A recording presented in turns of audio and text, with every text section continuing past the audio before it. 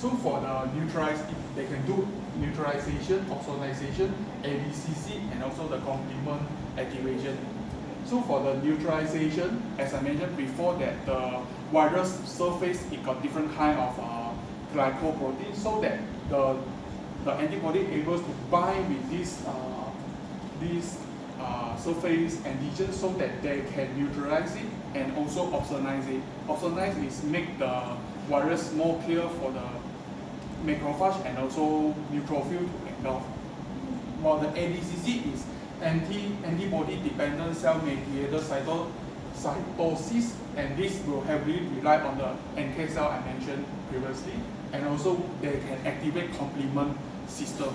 So because we have antibody that able to recognize the virulent antibodies,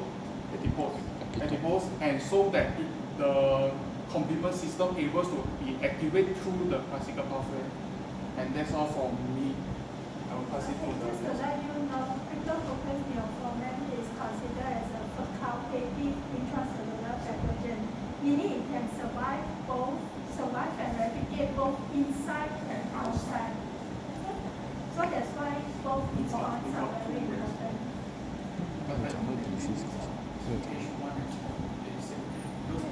Most of them are although they can survive outside.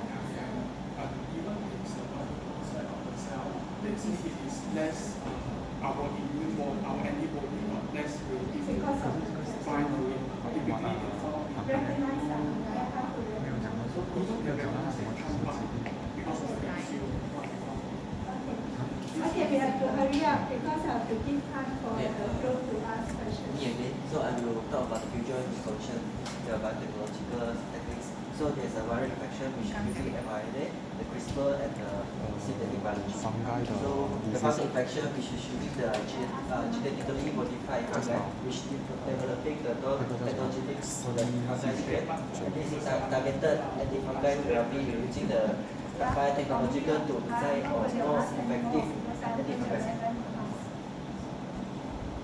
So this is a vaccine. So in the slide, you know that vaccines are the most effective ways to prevent the infectious disease, and it can preparing the immune system to recognize and prepare to fight against the pathogen. So we can know that we're using the weaker bacteria and some other mRNA vaccine to make it build up the immune system, and the vaccine are successfully real pathogen is encountered in the future, and the vaccine is successfully eradicated for the disease like a smallpox, which is the first that we found that first vaccine that found the disease to cure the smallpox is this vaccine. And you can know that the new vaccine technology such as the mRNA vaccine and have revolutionized for the disease such prevention that can providing a faster and more effective solution to emerging the health threats like COVID-19. So this is a type of vaccine. We can know that there's a live-attenuated vaccine. It contains the weakened live pathogens such as MMR and the chickenpox, and the inactivated vaccine. We're using the kill pathogen with die pathogen, and then to let the immune system to build up. And the third one is the subunit of the recombinant vaccine. So this recombinant vaccine can able to essential the pathogen parts and reducing the side effect.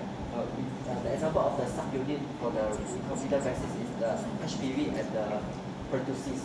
The fourth one is the mRNA vaccine. It teaches the cells to make the viral protein that trigger the immunity. So example is the COVID-19 vaccine.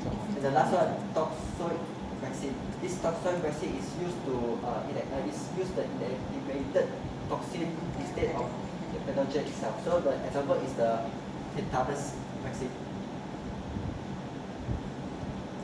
So you can know that how the vaccine works. So the vaccine works basically inject in the body and let the immune cells to recognize it and to able to generate the B cells. To generate B cells and to generate more antibody to fight against the pathogen. And you can use the memory cells that quickly activate, and it can produce a faster and stronger immune response. So this process can mimic the natural infection, which causing the disease and ensuring the long term for the protection. So So technically, the vaccine can cure like around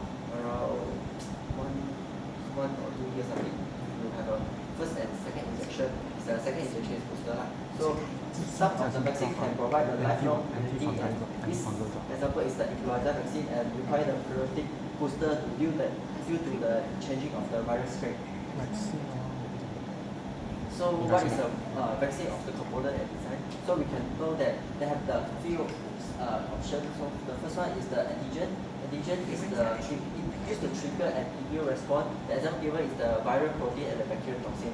So the second one is the adjuvant. Adjuvant is used to boost the immune reaction, which the example given is the aluminum salt. The third one is the stabilizer. We're using the stabilizer to preserve the vaccine effectiveness. So we need to check. You need to preserve for the vaccine effectiveness by using the sugar and gelatin. And the fourth one is the preservative. This preservative can prevent the contamination, which is the example is the permethazole. And the last one is the delivery system.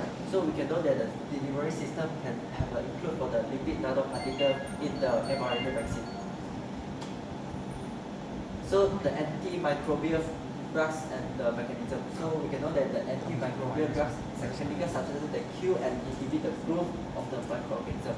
And this included the virus, fungi, and this is a crucial role in treating the infection and preventing the spread of the disease. So we can know that this contains the blocking enzyme and it can preventing the virus to entry the host cell. And this can if overused, then will have lead to the resistance and making some infection harder to treat. And the research will be continue to focus in developing the new drugs and the alternative treatment to combat the resistant microbes. So this is a type of the antimicrobial drugs. You can know that this five. So this is one the antibiotics, antivirals, antifungal, and antiparasite, and the resistant of the mechanism. So this technically this of the antimicrobial drugs can use to cure the disease and kill the pathogen. You presented virus, right? Yeah. And fungi, right? Why are you putting This is one of the example for general cell. No, not general. You should be focused. You are presenting on fungal infection, and virus. Why are you putting antibiotics? If I just very general, but that's why I thought very fast about this. Okay. Can wrap up or not after virus? It's a current research on the prophylactics and the therapeutic strategy. So we can know that the scientific advancement in immunology can have promising the development and the vaccine research, and it can help to exploring the new generation vaccine. And in the cancer vaccine, we can know that this kind of CRISPR and this kind of thing it can allow to have a selection instruction for this to cure the pathogen, and monoclonal antibodies can able to emerge the powerful therapeutics tools and to cure the viral infections such as the Ebola and the COVID-19. So as this one as an example is a CRISPR-Cas9. So this CRISPR-Cas9 is used as a therapeutic drugs for cure the pathogen. Future direction in the immunology. So we can know that using the synthetic biology and the gene therapy and the precision medicine and the de-extinction efforts, and the last one is the nanotechnology in the medicine. So we use all these for the future direction in our immunology. Okay. I will pass to the. Okay, so my part I will talk about diagnostic tools for fungal infections. So let's begin with microscope and staining techniques. One commonly used method in the KOH mount. It works by dissolving human cells, leaving fungal elements intact for easier visualization. Califluor white is a fluorescent stain that binds to fungal cell walls, making them glow under UV light. We also use gram stain and India ink, especially for identifying guests like Candida and Cryptococcus and Cryptococcus. The main advantages of this method are that they are quick and inexpensive. However, their major drawback is low sensitivity, which can lead to missed diagnosis. Fungal culture remains a cornerstone in diagnosis. Sabrid, dextrose, agar, or SDA is the standard medium for growing fungi. Chromogenic media are useful for differentiating the species of Candida based on colony color. However, culture grows slowly, sometimes taking days to weeks, and is a risk of contamination, especially for environmental fungi. Now moving on, serological and molecular tests. ELSA is used to detect fungal antigens or antibodies in patient samples.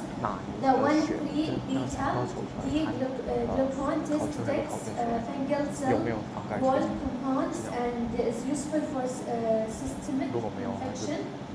PCR is highly sensitive method that amplifies fungal DNA.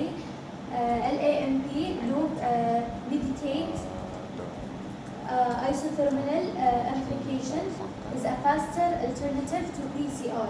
These methods provide fast and accurate results, but require advanced equipment and can be costly. Please.